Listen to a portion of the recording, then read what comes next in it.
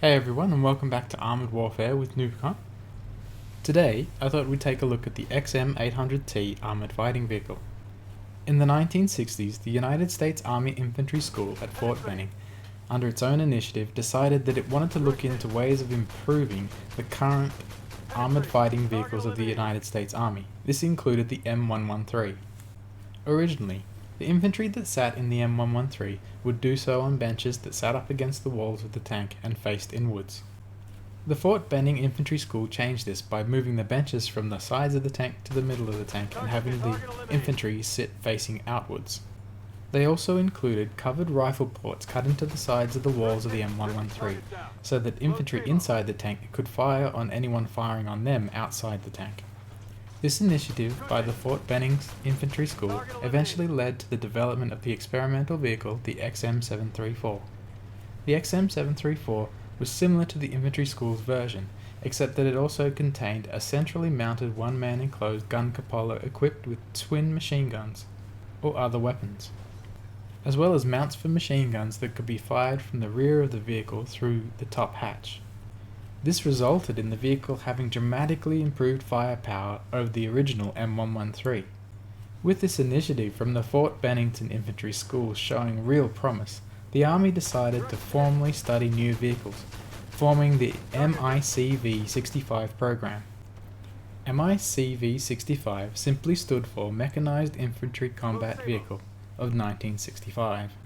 In the beginning, this project was primarily concerned with studying new concepts for infantry fighting vehicles. Two main proposals were studied under this project: the Pacific Car and Foundry's XM107 based on the M109 and M110 self-propelled artillery, as well as FMC's XM734 based on the M113 itself.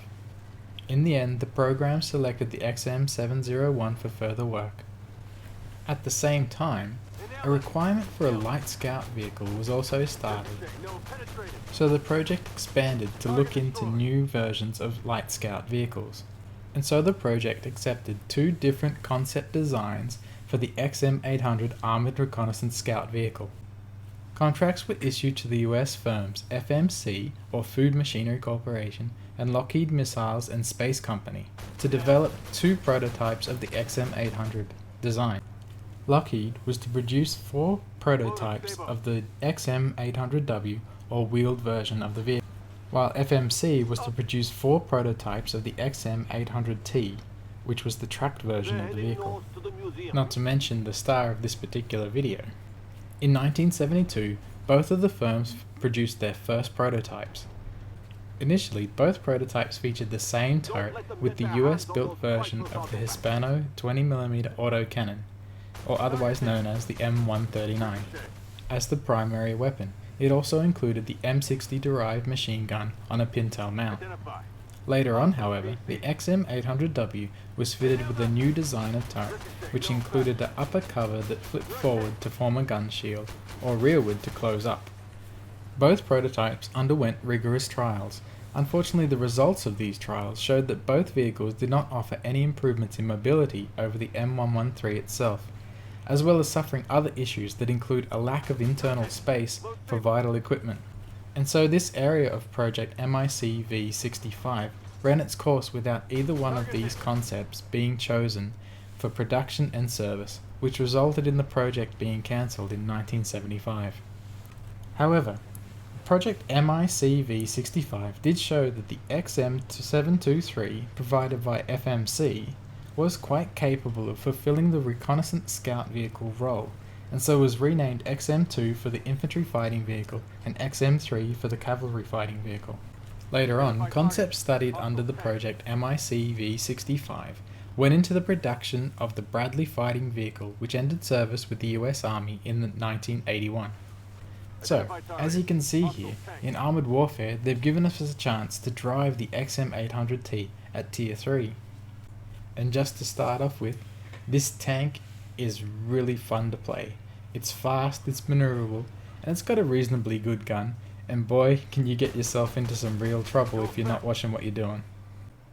This tank has a top speed of 88.2 km an hour, and will go from 0 to 32 km per hour in 2.25 seconds, which is really fast. It also, because it's an armoured fighting vehicle, has a really good camo rating, as well as a pretty good view range for this tier. All of which of course is exactly what you want in this small light scout tank, which is built for recon purposes. The gun itself is reasonably good. It's good enough for what you need it for.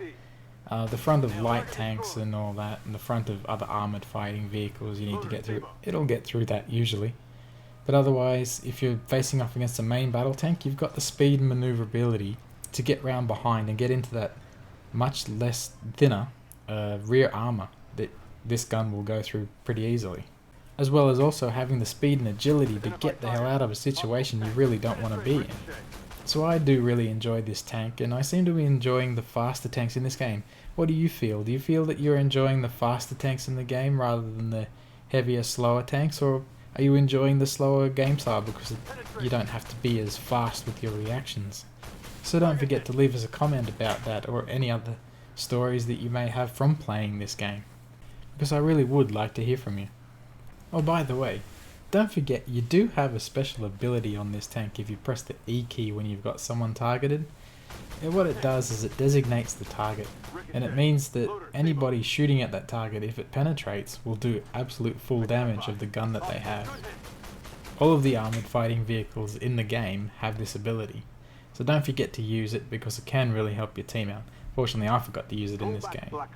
We'll just watch the end here, and then we'll go into the post-game battle results screen and see how we did in the game that you were just watching in the background. So, as we can see, we didn't do too badly. Came third on the team, got 11 spots and a few kills, 50,210 credits in all, 3,008 experience. Boy, when I was recording this I was really flicking through. I didn't have any thought for the video or the person trying to commentate it, did I? Ah well, it happens. So yeah, the XM800T ARSV. A rather nice little tank, really enjoyable to drive. Anyway guys, please do subscribe to the channel if you're enjoying these videos. Give this video a like if you enjoyed it, and leave us a comment, any kind of comment you want, I don't really mind. So in the end, enjoy whatever game you're playing, and I'll catch you all next time.